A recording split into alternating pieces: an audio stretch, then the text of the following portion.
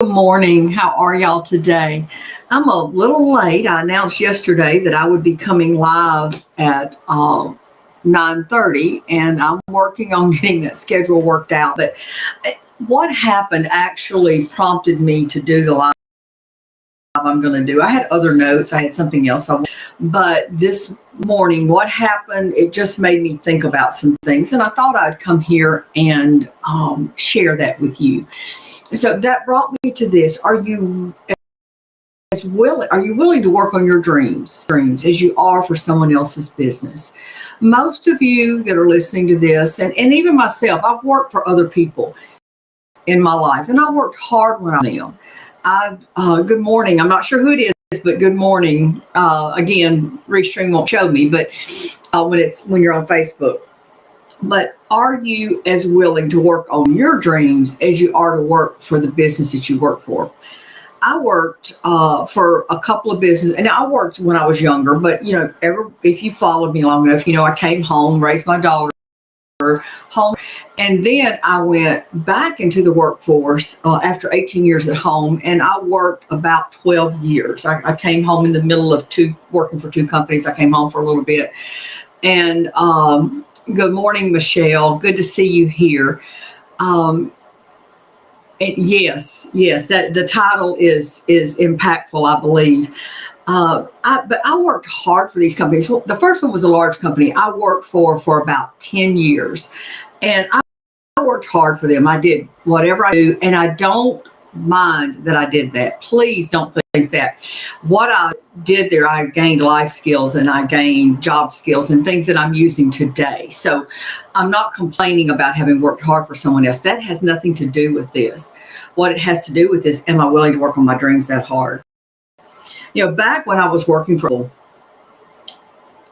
if I had known then what I know now, I would have started working on my dreams then. I would have worked every bit as hard when I was home as I do now. And, for them, when I came home from work, I would have carved out time for my business. I would have carved out time to learn. But I didn't know then what I know now.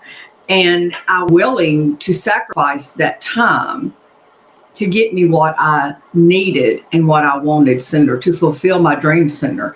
I'm walking right now the path of my dreams, and I'm seeing daily successes and daily things coming to pass. And you say, well, you're home all day. You can do that. Yes, but there are many women that are in this same boat with me. They're in HBR, which is Home-Based Revolution. It's by more women in there who work full time. I know them well, and they still make time to build their dreams when they're home. And that's essential. Willing to work as hard for someone else. If you're home, even when you're home, that's important. And let me explain I know I'm kind of scattered this morning. I feel scattered, and I have to explain why. We got in bed late last night, and we've started getting up again around 5 to 5:30 every morning. Now, when I worked, the last job I worked at, I was up at 4:30 every morning. I had to make sure that I had time to read my Bible, and I prayed on the way to work. I'd read my Bible and devotional, have a little bit of coffee, then I'd get up and get dressed and out the door. And I didn't have to be, but I chose to be at work at 6:30, and I had an hour's drive. So I had that hour to myself in the morning. And I got up every day so I could get to that job and work hard for this person.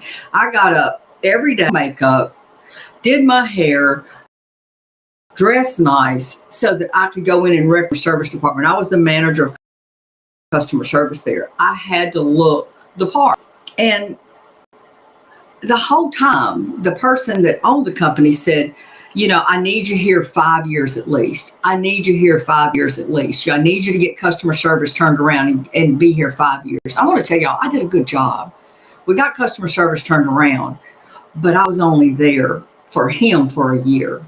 In total for the company, it's a long story, but the company that we worked with, the utility, I worked representing them for 2 years.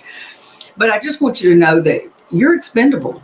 I'm sorry. That's a hard truth, but you're expendable. I don't care who you work for. This was more of a mom and pop type business. The man that owned the company was constantly saying, we're family here. Family's important. Family, family, family. But when he decided that he didn't want me there anymore, I kind of rubbed him the wrong way because I didn't do things his way. I was a different type of leader. I was a leader who loved my people, who humility, and he didn't want that anymore. So I was expendable. I was expendable then.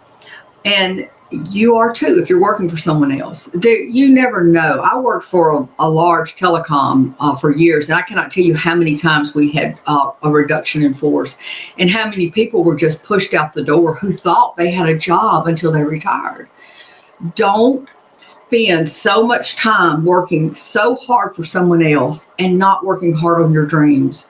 Your dreams are important. I was blessed that when I came home, when I was fired from this last job and I came home, I had an opportunity, something kind of fall into my lap the day before, actually, for training. And I started a little small stopgap, and that kept me going. And that kept me going until I really stepped into what I'm doing now. But the whole thing is I have to get up every morning and be ready to show up for myself. I'm not going to come live without my hair being fixed a little. I mean, yeah, my hair's not, it's not this glorious hairstyle, but it's combed, it's fixed, and I have a little bit of makeup on. I'm going to do that for myself. I have a nice shirt on, still have my PJ pants on. I'm going to be honest. Normally, I'm completely dressed when I come and do these. I have, I wear sweats, yes, but I'm comfortable, but I'm dressed. And I dress for myself, for my business. I get up every morning and do the things I need to do. It was a little different because we got in bed so late last night. Wednesday nights, we go to church. It's an hour away. So by the time church isn't over with till 8, we visit a little bit. By the time we get home, it's 9:30. It was 10:30 before we got in bed. And when the clock went off, exhausted, I crawled back in bed for 30 minutes, got up, drank my coffee, read, and then I just couldn't keep my eyes open. And I went back to sleep and slept till 8 o'clock in my chair. 8 o'clock. Okay, by 8 o'clock, normally I have my personal development done. I've done all of my Bible devotional. That's all there. And then I've done my personal development, and I'm usually at my desk doing a few things before I go and put on my makeup and get ready to really get my day going. This morning, that didn't happen. I'm running late. I'm behind this morning. And the thing is, if I'd have been going into that job and I'd only gotten a couple hours of sleep, I would have still gotten up and gone. Now, yes, we need to give ourselves grace. And that's part of what working for ourselves does. It allows us to give ourselves grace. It allows us to be flexible. But we still need to work as hard for ourselves and work as hard on our dreams as we would work for someone else.